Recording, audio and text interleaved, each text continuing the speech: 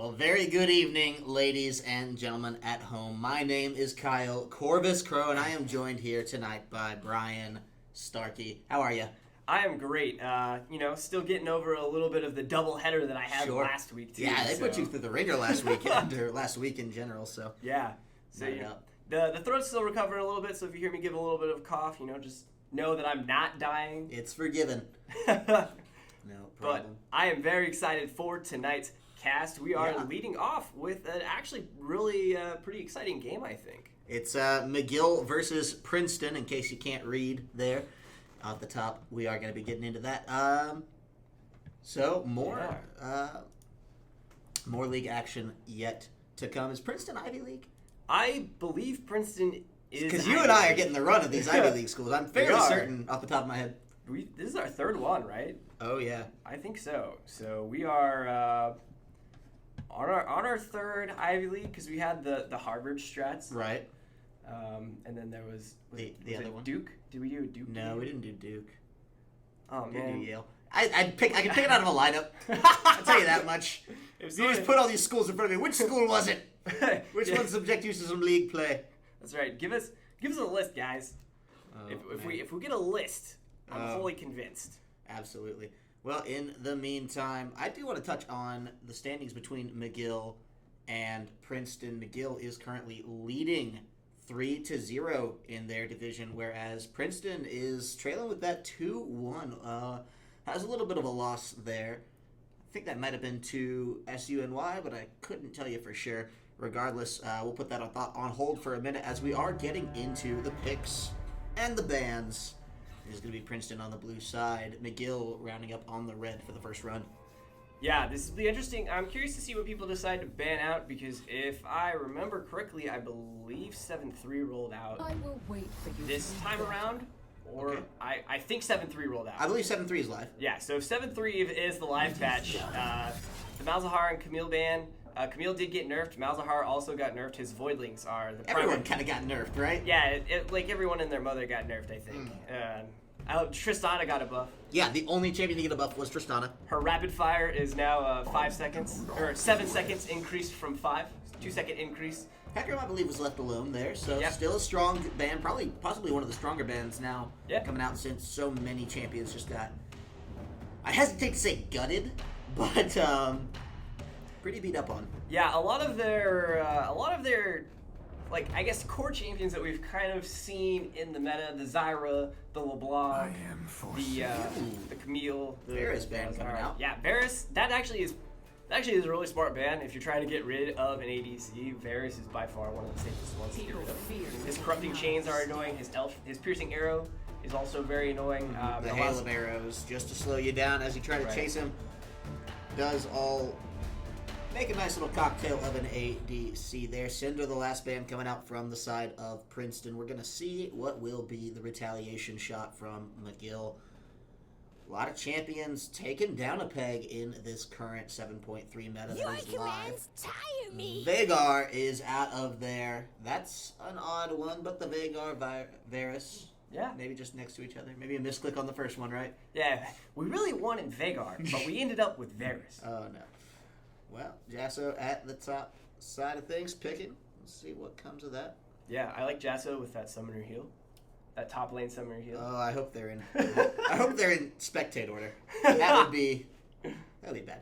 That's what we should write a letter to write. Start a petition. Just be able to change the actual order of people. Right. Just like inside of the lobby.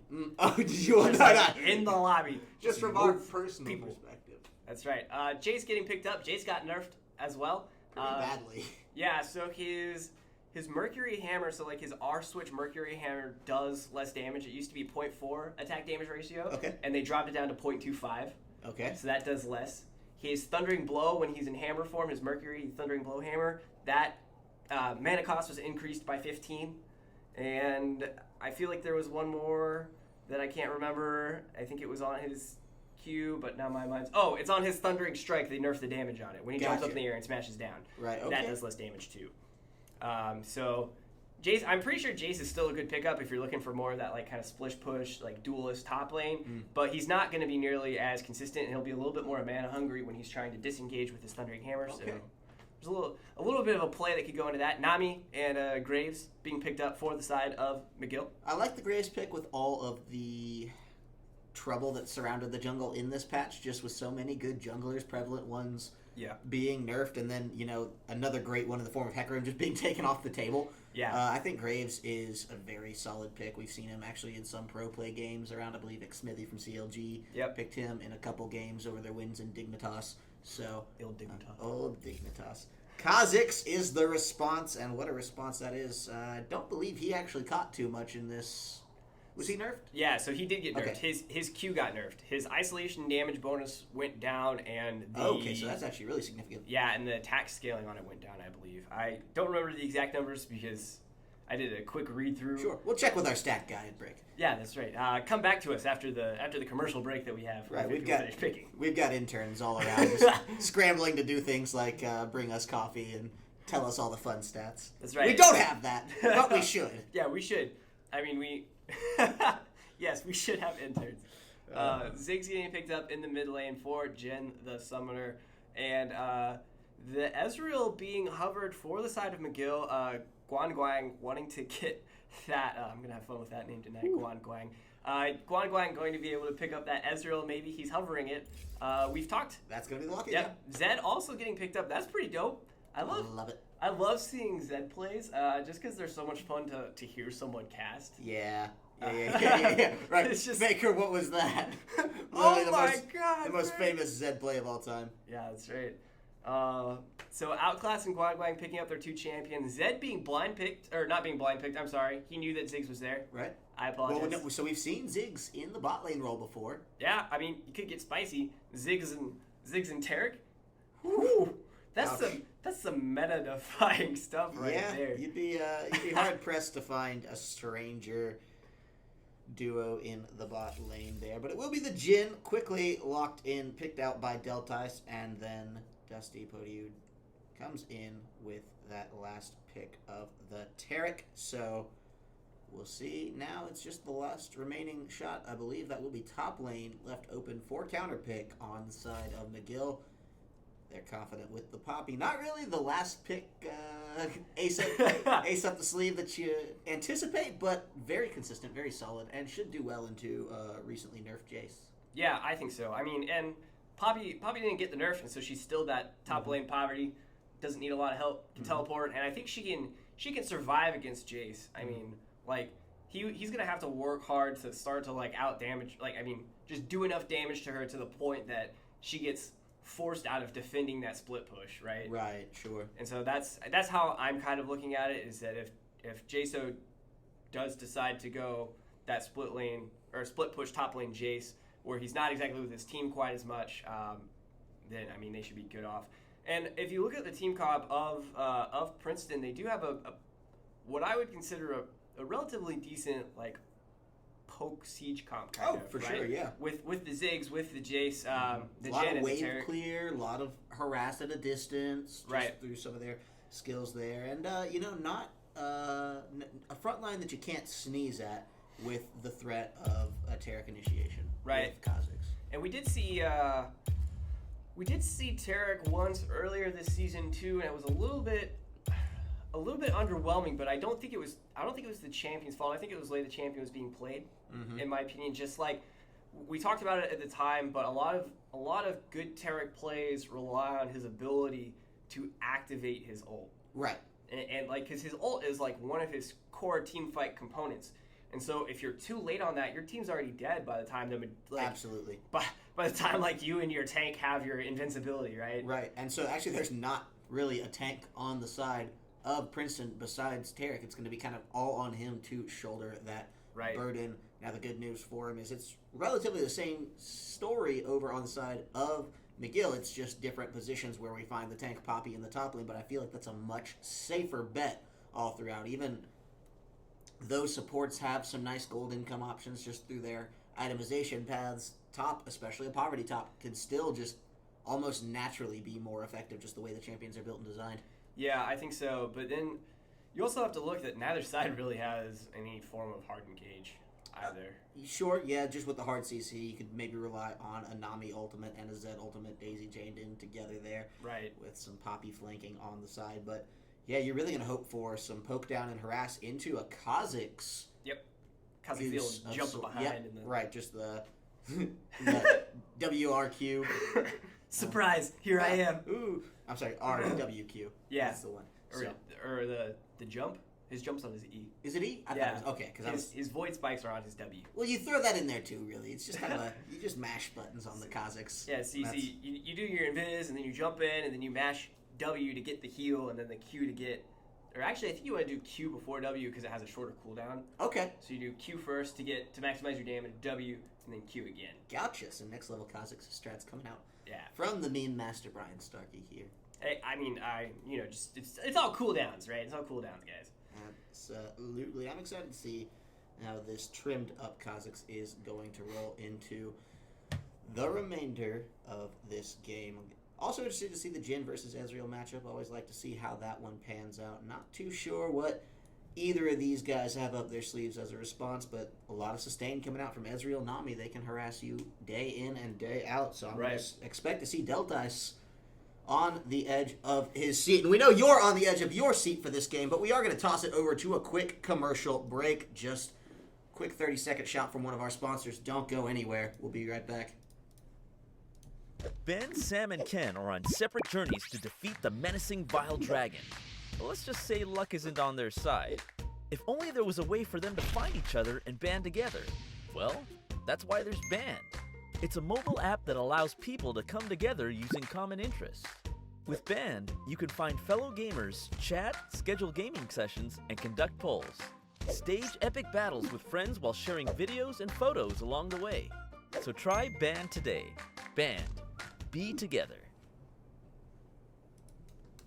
All right, that was a word from our wonderful sponsor, Band Gaming. You might hear a little bit more about them later on tonight as we are going to be coming to you with a couple more games here. We are at least getting into 2 of them, so we know that is a start.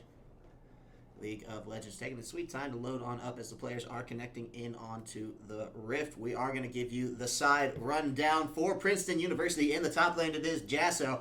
I support bot, not supporting bot at all as he is rounding up the jungle side of things. Jhin, the summoner, being summoned into that mid lane for some league action. Dealt Ice in the position of AD carry, and the Dusty Poi dude, hope I'm saying that one right, on support with Tarek. And on the side of McGill University, we have Juan Carlos Fist playing the Star Guardian Poppy in that top lane. Code playing Graves in the jungle. Outclass playing Shockblade Zed. I wonder if we'll see some outclassy plays there. And then lastly, we'll have Guan Guang and also Eliza? Alyssa? Something? Eliza? Eliza? Yeah. Eliza? Yeah, something Gonna go like with that. one? That'll work. I'll count Works it. for us. All right. Wonder if we'll see any level 1s coming out of this one. Kind of doubtful with both of these team comps being what they are. A lot of early damage, not a lot of early lockdown. Maybe something from the Nami bubble, but that is, of course, unreliable. That said, they're running together. They want it. I think possibly Looks like both teams we may be on a collision course. This is always the most fun, right? If we see these starts coming in against one another. I think it really boils down to whether Princeton decides that they want to go into that tri-bush or if they're going to try to wrap around that entrance to the river and get something on the blue buff. It's all, of course, a matter of who will face check whom. And it looks like, actually, with McGill getting very far behind, they've not been spotted out yet, but they should be here. We'll see what this does for them. If they want to run it, it looks like they know. They've got pings coming down onto that one, so very likely that they're just going to go for it. Yeah, they found Kha'Zix. That's a flash in onto support bot, and his health bar is low, but that is going to be One Color's Fist going down as well. First blood to Ezreal and Dusty Poi, who's trying to get out. Delta is trying to get in, chasing that one up. Gets a double kill with Bouncing Grenade. And Guanging is down as well. Flash over the wall from Code. And look at that explosive start. McGill wanted it, but they couldn't hang. Deltice starting the bouncing bomb and getting a double kill with it. Yeah. Oh my goodness. I'm excited. Yeah, no, that was awesome. Deltice with the bouncing grenade really making something happen there. It was it was very, very well executed. I mean, overall, like, even though McGill came away with that first blood kill, Princeton definitely came out on top. Right. For sure. And Well, to the Kha'Zix, tune of 700 gold already.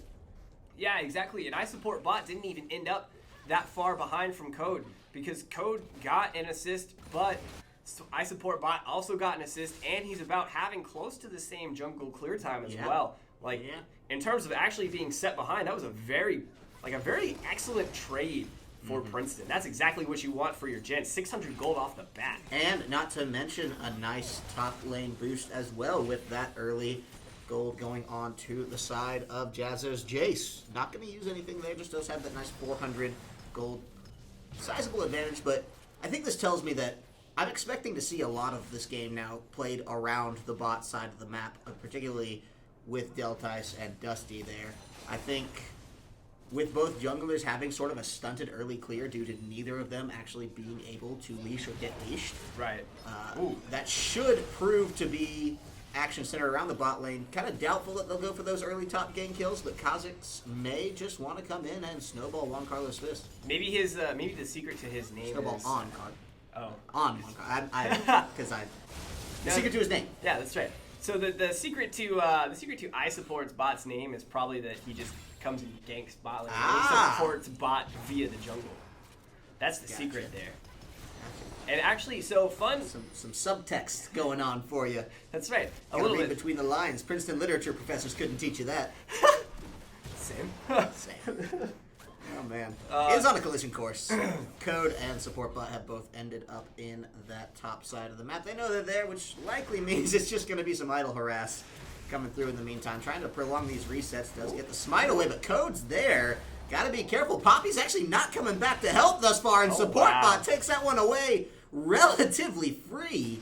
Ouch. Yeah, that was. I mean, Kha'Zix got really low, but I mean, it's hard for Graves to stand because his cooldowns are long enough early that You have to kite through some of your CDs. yeah, and that's kind of tricky when you're against Kha'Zix, right? He's level 3. He's got his void spikes. He's got his jump. He's got his isolation on you because you're just chilling with some jungle minions. Right. So I mean, there's not a lot you can do, and I'm kind of surprised that Juan Carlos Fist didn't try to at least rotate back and apply some pressure there. I mean, Jaso was blocking that tri-bush, but I mean, you have that entire section of your you lane. don't have to walk through tri-bush, and that is all protected through tower. I doubt Jaso would have been able to get in there at least relatively soon either, so I think a preventable mistake from the side of McGill, but thankfully not a crippling one. Yeah.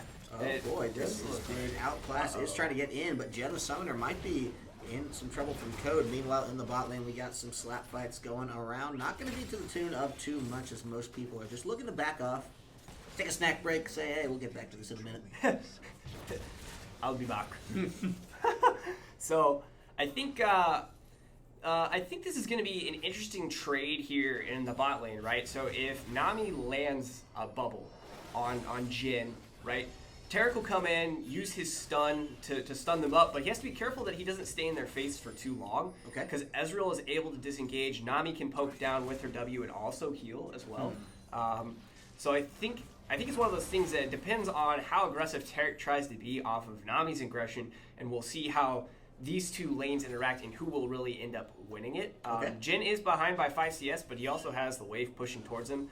So if he gets all 4 of these CS, he's really only down by 1. Right, and he's 2 kills ahead. Yeah, Or well, a kill ahead. 1 kill ahead, right? Does have the 2-0-0 on the scoreboard, and one of those kills is on his lane opponent, Ezreal. Kha'Zix hanging off in the wings here, but likely going to run over a ward. If he does decide to go in, takes it back to find the farm instead, so should be in good position there. But his lane's getting quite pushed up, and they may be in trouble if they can't CS under tower well enough to really make this work well for him. It could just be, a standard freeze, or it could be trouble for Deltice and Dusty.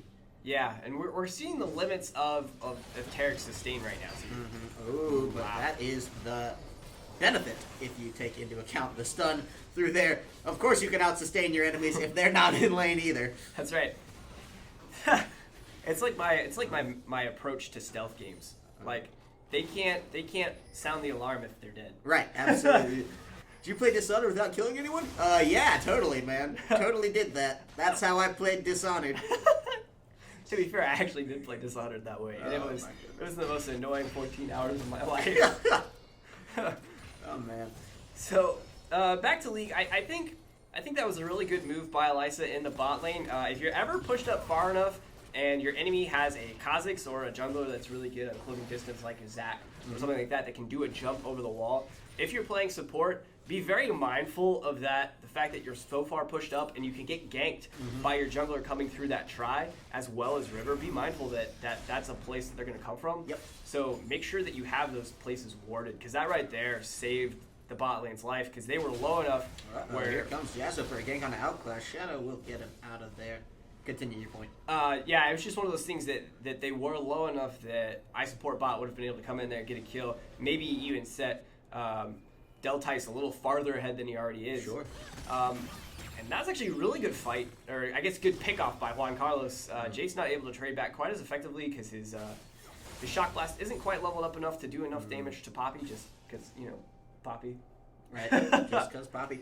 We always talk about Poppy as a laner that does so well from behind, and I guess due to that early level 1 kill snafu, she is behind that kill, but staying so current with a Jace in CS while still effectively trading is a pretty big milestone for her in this instance. So, yeah, all in all, I think that bodes well for the rest of the game. Meanwhile, Dusty in a position not boding well. Code trying to chase this one down, but it should just be Tarek getting back to his tower. And then there's, here we see the limits of Jace's mana.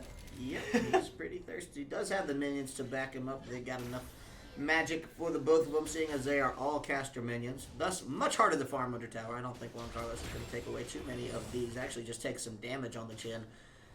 Pushes the wave back and goes for that B. We'll see if a teleport comes in. Dragon is an objective that, most teams start to think about around the 9-minute mark. Surprised that they've let a fire dragon go this long unattended.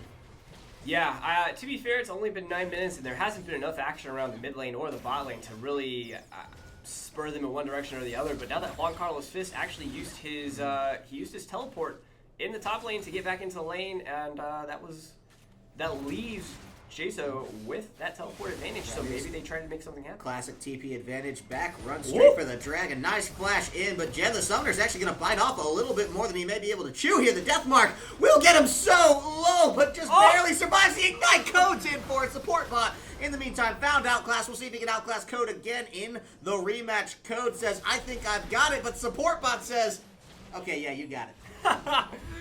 Support bot was like, I can use my ult. I can do it. Oh, watch me go. Please. No. Oh, God.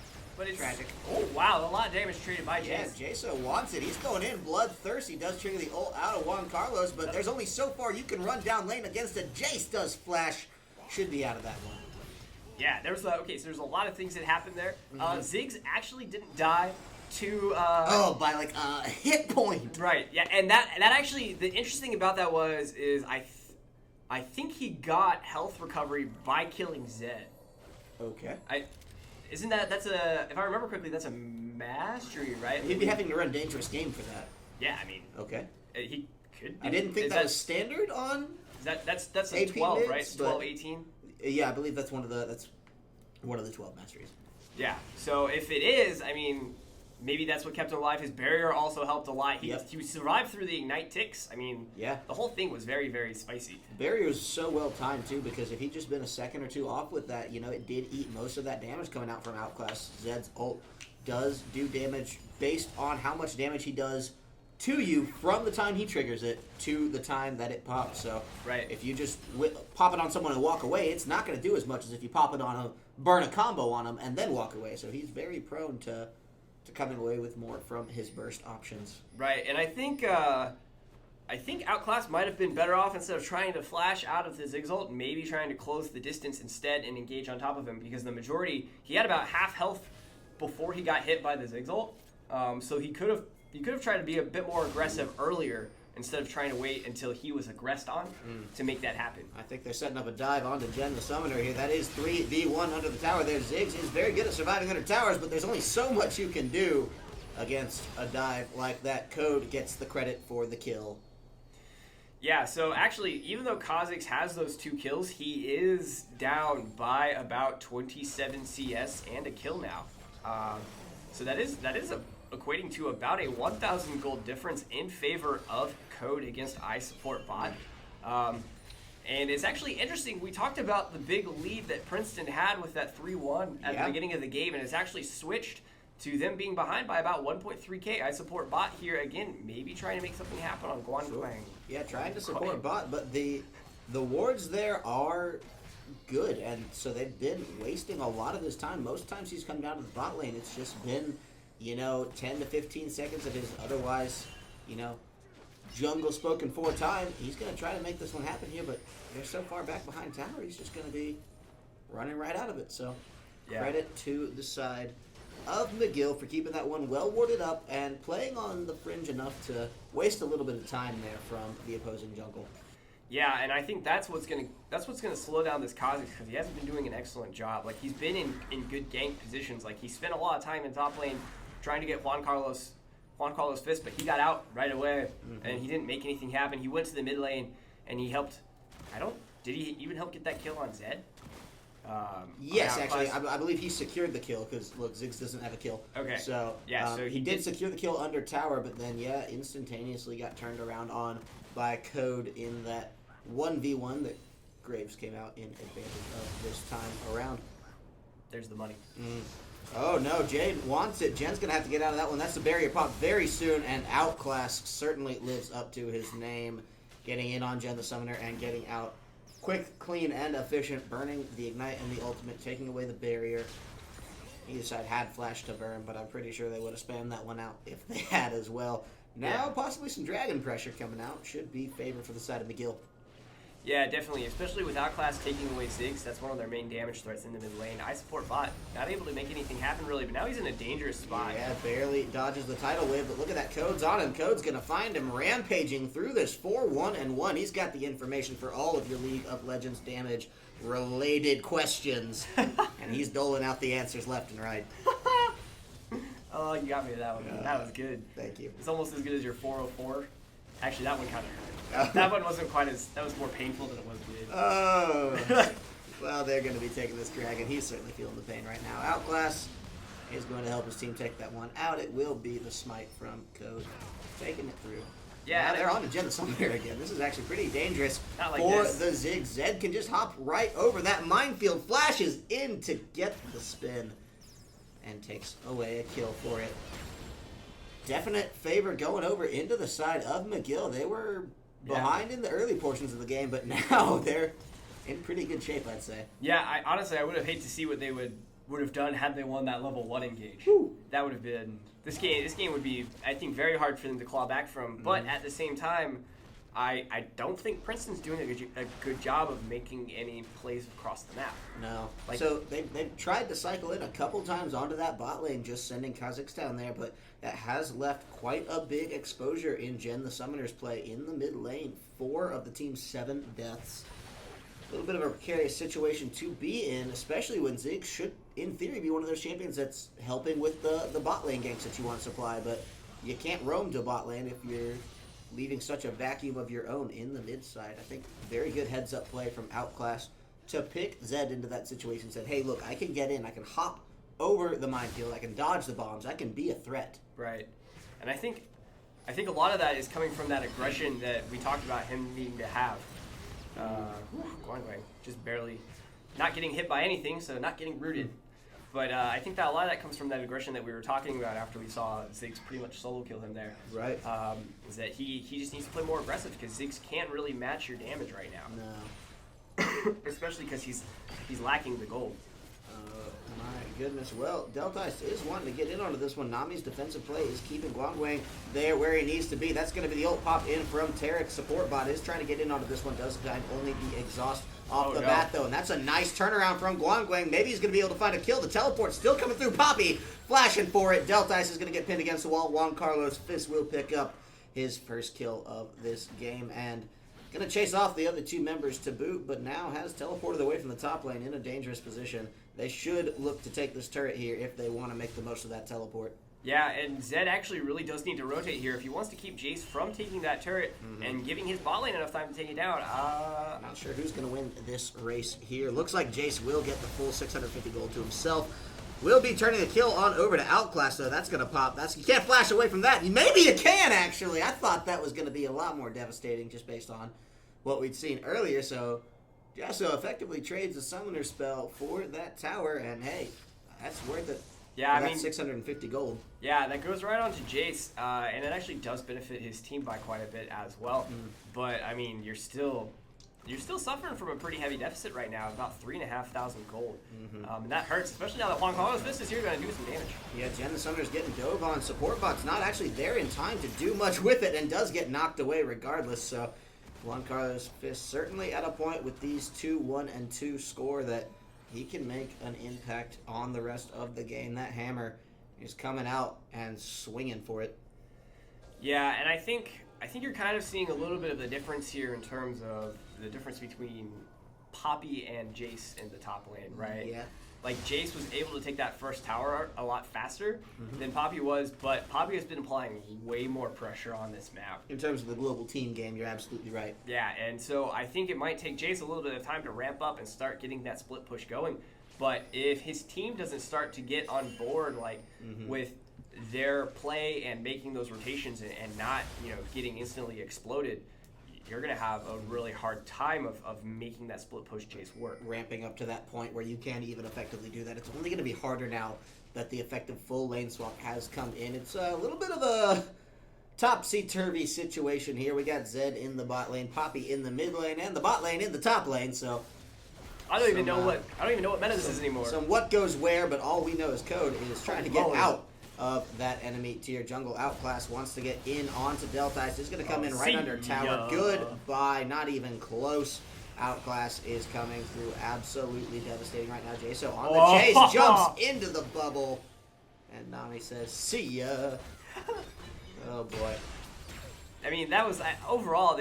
We're just seeing excellent play come out from McGill. They know what they want to do and they know how they're going to do it. Sure. Like having Zed doing that split push, he has enough damage now where Jhin can't stay safe against him. He never really could, in my opinion. No. Ziggs can't stay safe against him. Nope. So you're really looking at Jace has to be in the same lane as Zed, and that is a dangerous scenario. Well, and the last time we saw them together in the same lane, Zed came in, forced a flash out, and Jace was on the run. Speaking of on the run, Jen the Summoner isn't going to have nowhere to run. Going to try to turn and fight, but Guangdang is going to be in onto that one, and they knock away the side of the opponents. Juan Carlos Fist is trying to run away from this 1-for-1, maybe more than they thought they might be privy to, and so it is going to be tapering off, but that's 3 members on the side of McGill involved in that, whereas all 5 were on the side of Princeton. They're going to try to get in on the code. He's going to flash out, but does not survive. That red buff ticking away. Meanwhile, on the backline, Jaso is in some trouble to Juan Carlos Fist, and Dusty is on the run as the last surviving member of Princeton. So they thought they were in pretty good shape to get a pick, but they got picked on pretty well. So yeah, all in all, just a matter of when Outclass got to the fight and started doing his thing. Only 5-2-4. Not the score that we're expecting from somebody we're praising so heavily. The way we're talking about this guy, he may as well be like 19-0-8. Right. But just such an impact across fights. This guy is tearing through them. Yeah. And the help of Code can't be understated either. That's another champion that between the two of them, they do make up 10-4 and 9. So they've got a pretty good collective score going on there. And the thing was that was a lot of damage coming out from Code and a lot of damage coming out from the side of Outclass as well. Like, Code was able to delete the Jen, and Outclass managed to get on to Jen the Summoner. Yeah. So, I mean, you have effectively your 2 damage dealers killed their 2 damage dealers. Aside from, I guess Jace and Kha'Zix, but I feel like Jace still hasn't really ramped up because he doesn't have that Black Cleaver yet. No, not quite. Is still building toward that. Talk about damage dealt on the map. They did have a little bit of help from their friend, the Infernal Drake. Well, now they doubled down on that. Sheesh. 2 Fire Drakes to boot. So if it was bad before, it's certainly going to be bad now, as they're both kind of cresting that 2-item threshold that is so important for those dragons. And, not to be understated, around 27 minutes, 26 and a half, we'll have another Infernal Drake on the board. So man, that's crazy. 3 Infernal Drakes in one game? That's the first time we've seen that. I know it, and it's such a treat. I mean, we got, I'm having a field day, right? We got, we're having Bloody games, we're keeping up with the 1 kill per minute statistic here, going on at 21 and 21 respectively. So Yeah, there you as go. long as we tag one here in the 22, we're good as well. We got a level 1 invade. We have 3 Infernal Drakes. This is just my kind of game. I know you are. This is really great actually, because since my throne is burning me a little bit, I get my play-by-play gets to get his spicy play-by-play on. Yeah, I'm enjoying this one. All the while, they are just tightening down the screws across the rest of this map. Zed filling up the top lane, split push. I think they're going to commit some members over from the side of Princeton to try to get on him, but he's a slippery son of a gun. Shouldn't be in too much danger. Poppy rounding out a split push in the bottom side of things. All the while, Guang and Eliza are pushing up through this mid lane. The goal of any split push is to draw more members than you have in any given lane. In this instance, it is working well to the tune of Poppy being left entirely alone in that bottom lane. Just now calling Jace down, but goodness only knows what kind of damage has already been done to that tower. Not very much, actually. So Yeah, all she really does have is that Frozen Fist. That was really good. That hurts. And Jace still just taking more damage, taking a free beating. At least you do have Ziggs there in the mid lane to help protect it a little bit. Eliza's getting shot up by that root, but not a huge deal there. Excuse me. If you want to take a look real fast at the control wards that are available on the side of McGill, they're doing a very good job. The second support bot is getting supported on by some Zed action. Not going to do too much. Didn't get much off after triggering the ult. So all in all, possibly not what Outclass was really planning on when he popped that R key, but good from support bot to stay safe and stay alive through it. Didn't overcommit, didn't run out of range, just stuck under the tower, did damage where damage could be dealt, and persevered through that one all the same. Not enough to really break the split push though. Yeah, I mean, now you have Code in the bottom lane supporting Juan Carlos trying to push that tower down, and I mean, it's a slow but steady race there. Yeah, I mean, you're seeing 2 towers up, like 2 second tier. Wow, very Flash in on the aggressive. J, so they want that. Code is here for the follow-up, but look at that. Juan Carlos taking a lot of damage to tower. Jaso finally goes down, and Code will saddle the last couple shots of the tower to make sure that Juan Carlos Fist gets out of that one alive. Shouldn't be too pressured because there is the teleport as well. Wouldn't be surprised to actually see that one come in through the top side now that this bot turret has come down. Yeah, and so now that the bot turret is down, that actually frees up a lot more pressure for McGill. Guang taking a bit of damage from tower. Very good satchel charge by Jin. Now getting into tower damage. I feel like Jen the Summoner has done some nice things here on this Ziggs, right? Some pretty crafty, clever plays, but it's just been Outclass. Like we said earlier, living up to his name, doing such a good job of, it's not that in this instance Jen the Summoner might look bad just from a score like that, because like I said, we've seen some good things from it. It's just that Outclass looks so freaking good. Yeah. And so it's hard to keep up by comparison.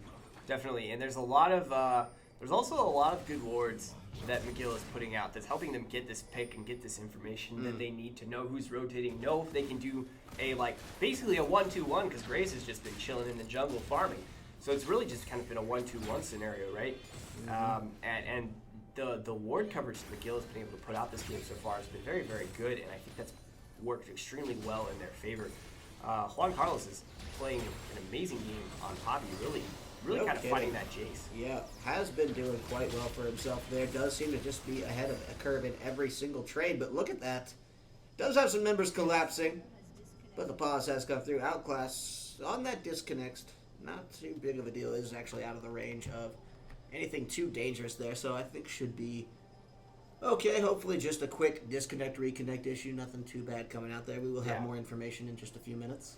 Yeah, and so since we have a little bit of a downtime here, I think it's really great what McGill is doing. They definitely came into the game with a plan in mind, and I think having Juan Carlos play so well against Jaso and Outclass playing so well against Jen the Summoner, and both of them kind of getting the advantages that they needed in the gold that they needed to get going, has allowed them to be very diverse in the way that they choose to approach their strategy here. Doing that 1-2-1 is very good for them, because that also means Code can go wherever he needs to go to get that pick. And very unrestricted. Exactly, and that the picks that they've been getting, they've been making full advantage of by putting pressure on a lane with one of those split pushers. Right. Like, you can't leave Poppy alone, but you can't leave Zed alone. And you need enough people to deal with the Nami Ezreal. Right. Because they have that sustain. He has that poke. He has that wave clear to where, like, you have to police him. And even if you do police him, like we saw on that second tier turret in the mid lane, he's going to take it down eventually. Right? We saw Ziggs in Taric in the mid lane defending against the Nami Ezreal, and they just weren't able to keep the tower up by nature of Ezreal's poke and wave clear. And that's gotta be disheartening because Ziggs is one of those champions that's so notoriously hard to push into, right? Just due to the bouncing bombs, due to the minefield, due to some of that just burst damage on the wave clear. So if he's not able to hold towers effectively against this push, it's really not boding well for the side of Princeton. Yeah, and I think Princeton has their work cut out of them to get out of this pretty impressive gold lead that they're in right now. It's about 10.5k gold, 10.6. Yeah, close to 11 if we're rounding up. Yeah, so. and you have the next Infernal Drake spawning in 1 minute and 9 seconds, and ward control is definitely in favor of McGill, like I've been saying this whole game. So I mean, it's going to be a very difficult game for them to kind of come back from. Uh-oh. I hope they've turned off chat for this. Literally the first thing we turn it back on. To turn chat on. I was just hoping to get a little bit of information from the players on what's going on here, but seems we will remain in the dark, or at least the tinted gray for a little bit here. So yeah, and what do you think? Juan Carlos getting out of this situation? No. No? I mean, he'll definitely be able to force Jaso. Yeah, actually, I think he will. Okay. I lied. I think so, because Jaso doesn't have enough health to really come to try. Like, he's either gonna get Poppy and die, or he's not gonna get Poppy and not die. Is how I feel, because Jin is he only has 2 items, right? He has Yomu's and Edge of Night. Okay. And Edge of Night gives you, I think it's 60 attack damage. Well, we're in pause. We can find out. Yeah, 60 attack and damage. 35 MR. Right, and it does give you some MR for? lethality. I'm sorry. I said what? Oh, why does it have MR? No, not why it has MR, but it's a questionable build with such an AD heavy team. Oh, it's the only real magic damage being the hybrid shots from Ezreal. Right, it actually is because of the unique active on it, the Night Veil. It's basically like a channeled temporary Banshee's Veil. Okay. And that is really, like, that's one of the big items that you want to get on an immobile ADC like Jhin. Sure. Because that at least gives you the ability to, hey, I'm about to get in a fight, I should channel this, because most fights don't last more than 10 seconds. No. So at least you get out of the first spell that you get hit by. Sure. So can that be used as a debuff for a spell, a lasting spell such as, say, the Zed ult, or are you really just looking to go with maybe possibly the Mercurial Scimitar as a better buy there? I would probably take Mercurials on that, because unless the first skill that Zed uses on you is his ult, and you have that up, I don't think it stops it. Okay, so it's not retroactive. Right, it has to be remedy. active. Right, it has to be something that you've got to pull in on the beginning. Yeah. Well, that certainly makes sense to me. Yeah, and that also gives him lethality, which is basically like the new version of, is that the new version of like Armor Pin now, I believe? Yeah. Because they've been changing what lethality does. I know, yeah. It's all kinds of stuff. So, and then he also has the Yomu's Ghost Blade, which also gives him lethality and attack damage. Right. So, like, he's got really good movement speed. So he's going to be motoring on down to this bot lane here. I would, check out his movement speed, but... Oh, no, we can! Yeah, Oh, nice. spicy. So he has 415. 415. Yeah, that's pretty good. Yeah, certainly. Uh-oh. No, we're stuck here. How about did I break the spectator mode? 5 minutes down, possible 25 to go. We may be here a while. Hopefully Outclass can get it back together pretty soon, but you never know. So sometimes League does just do this to you, or, it could be the situation you turn off your computer, turn it back on. Windows is installing updates. It's like, no! Oh, no! We've all been there, so. Yeah, and I think we touched on it a little bit earlier. So, Jhin the Summoner, right? I assume since Jhin, we're Right. just going to go with that for now. She has not been playing poorly, Nope. but Outclass has been playing so well that it's been reflected in as such, right? Down by an enormous amount of CS. Only 3K having gold between just those two, so it's an 11K gold lead on the board. Yeah. 3K of that is simply dividing the mid laners there, just due to kills and CS, tower advantage being that 4-1, or 5-1, 4 net advantage there on the side of McGill. Right. And the only turret that Princeton has gotten this entire game is the one that JSO got for that first tower blood gold. And while that is beneficial, like we talked about, it's not... It's certainly not worth 5. Right, it's not worth 5, and when they got that first tower, they also kind of lost in that trade as well. They did lose 2 kind of in response, right? It was the first pushing in to trade the 2 towers. It was just that JSO was a little bit quicker on the draw there, and then they turned it around with the lane swap and very quickly burned through the top tower snowball right into mid tower as well. So actually is key to note that all the tower pushing side of McGill has just been Guangguang and Eliza there, making sure that they stay consistent with that drive. I think the only tower we've seen that they've not had their hand involved in was this one that Juan Carlos Fist just took off the run. So yeah, they had a hand in helping that first tier top turret down as well. They had an early rotation up there. Absolutely. So yeah, I mean, we're just seeing very, very clean play from McGill. That's really just helping them wrap up what's happening. No kidding. The wards do not hurt either. They've got a nice little network of vision, especially coming up in that Baron side of the map. Might give us a little information as to what they're looking for when this unpause does come through. Juan Carlos Fist with that teleport up, not the biggest deal if you die in this situation. We do have the back coming out from Code, so assuming that follows through, that might be something that takes its time. Speaking of taking time, we're 8 minutes into this pause. No signs of stopping. Yeah, maybe we'll hear something here in a minute from maybe our... I'm scared to check chat. I am scared to check chat, so I think I'll just coordinate. I'll ask our coordinator. Right, sure. On the CSL side. Right. Let us know what is going on. This is why we need those interns. That's right. We need interns, not just for stats, but also to coordinate, or to help us coordinate with our coordinator. Right, to coordinate the coordination. Yeah, and speaking of... Yeah, actually, great time to plug the fact that, all joking aside, CSL actually is hiring right now.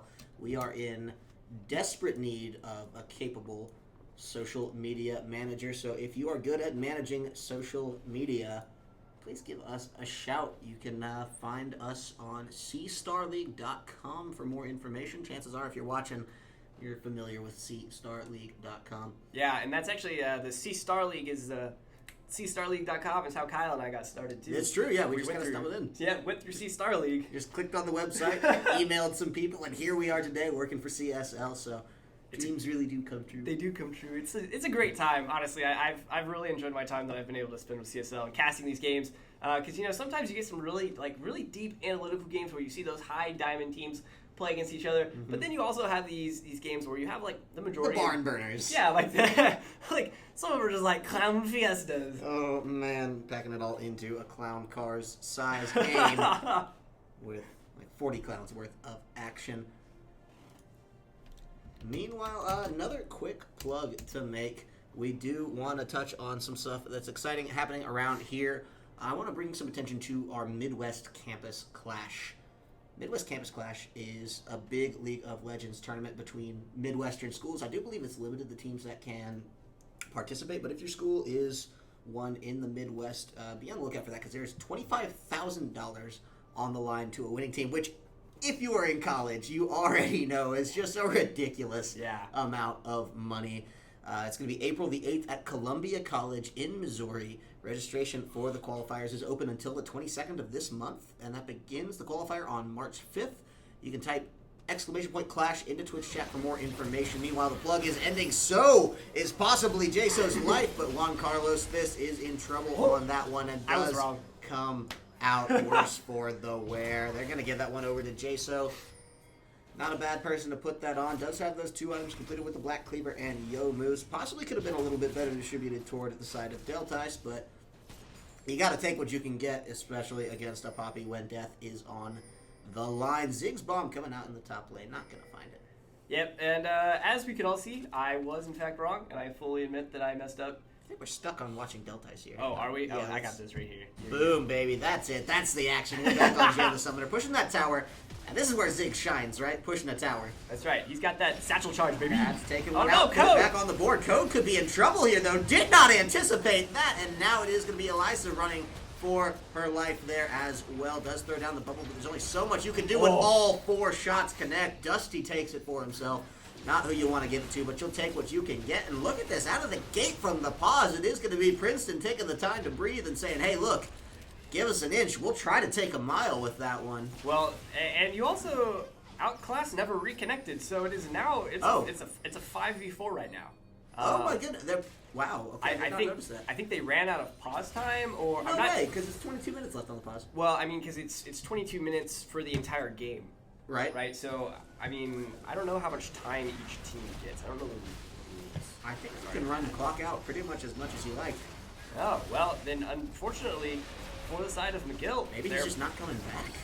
They've got a high enough lead. This is something they may could try to, burn out through the first game and catch back up onto the second one. Jaso, though, taking a good bit of frontal damage as the rest of the team is trying to get in onto that Baron Terrical will be critical into that one, but they're going in for it. Juan Carlos Fish is on it, and that's the spike steal coming out from Code. It's going to be support bot following. Jenna Summer's going to be the next one pretty soon here with the barrier. Not going to be enough. Jaso's trying to get in, but goes out to the grave instantaneously, and it is going to be Dusty on the run for his life here in a 4v5. The side oh my God. of McGill may not be hindered. They had a big enough lead. They've stretched it since all those unfortunate shortcomings. And now with the ace and the death timers, they're looking to run out these towers. Baron minions are all afoot.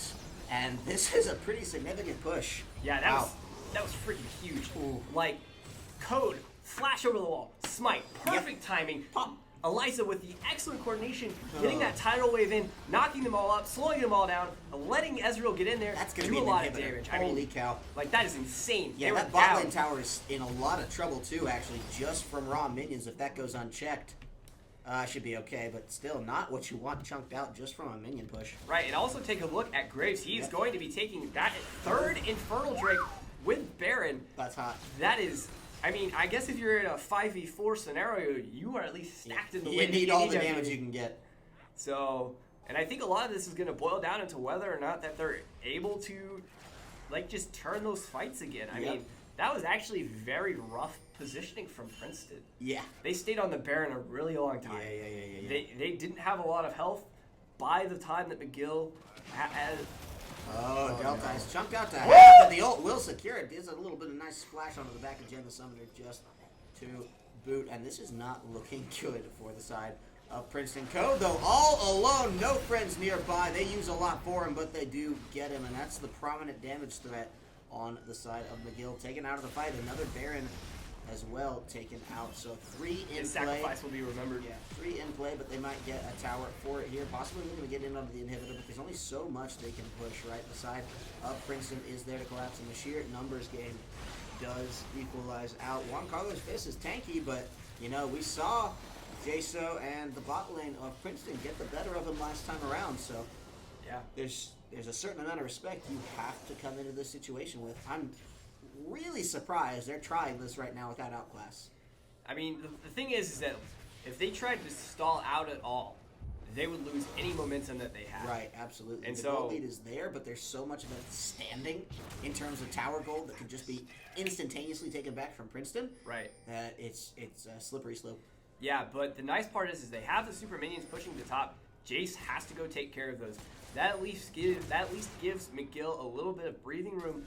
But Code getting caught out was actually really bad for them because he was one of the primary people that they could let split push and duel and stay alive. And not having Baron on him hurts so much.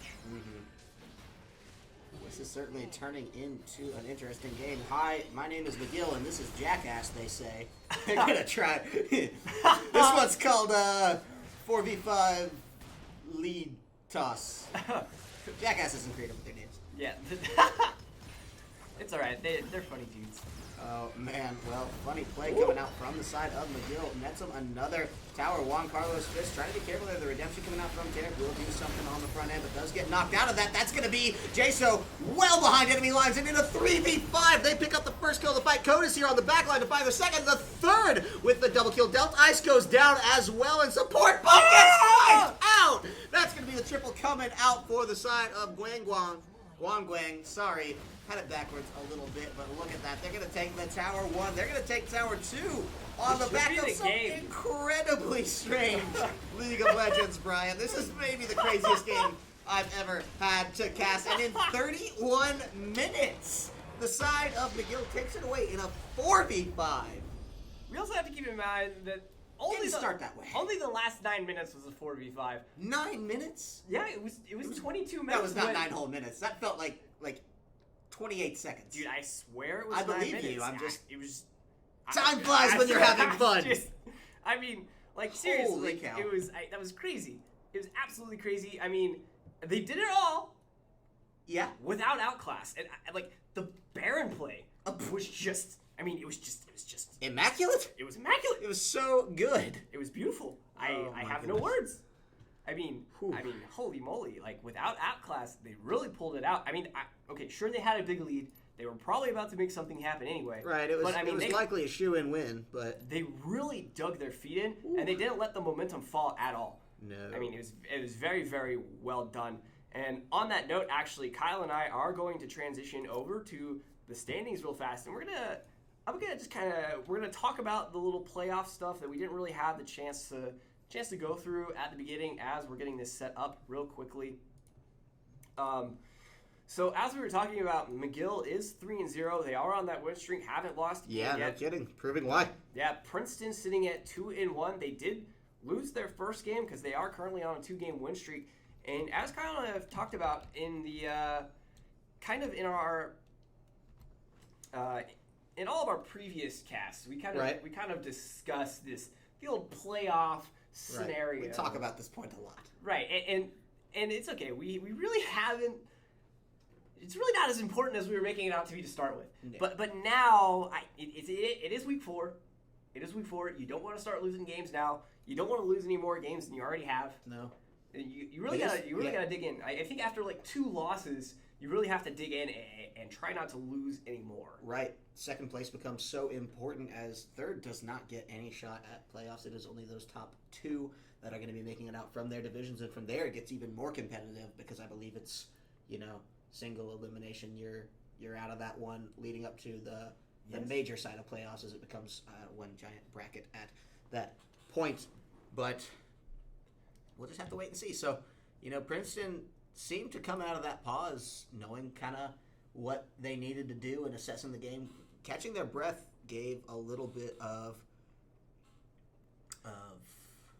momentum to them on the return. So maybe this is a team that can take those mistakes and adapt and turn it into something a little bit more than we saw previously. But you never know. Maybe they want to reevaluate their bans.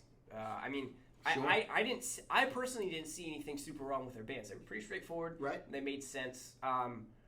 But now do you pick the bans that make sense because of the meta or the bans that make sense because of the player? Right. I mean, do you take away that? Banning out the Ezreal doesn't make a whole lot of sense, but do you... Well, maybe you draft something that can deal with the Ezreal Nami, Right. I mean, the Tarek Jhin was...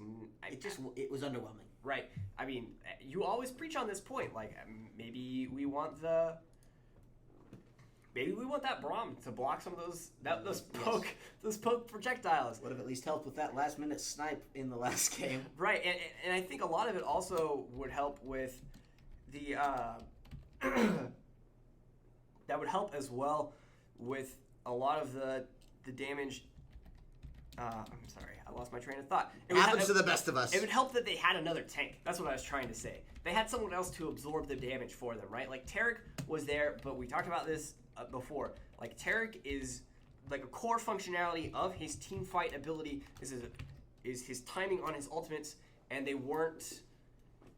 Like, they weren't astounding. They were too early, honestly. The Baron Pit fight, they were too early. He popped it, team didn't engage, team didn't disengage, right? Nothing happened off of it. We saw it happen in the bot lane. Team didn't engage, team didn't disengage. Like, it was either too late or it was too early. And that's one of the like core parts of understanding how to play Tarek, right? Is the ult timing. And we've talked about this game quite enough. We're going to transition to some quick commercial breaks here before we hop in to Game 2 of Princeton University versus McGill University. We'll talk to you soon, ladies and gentlemen. only $14.99.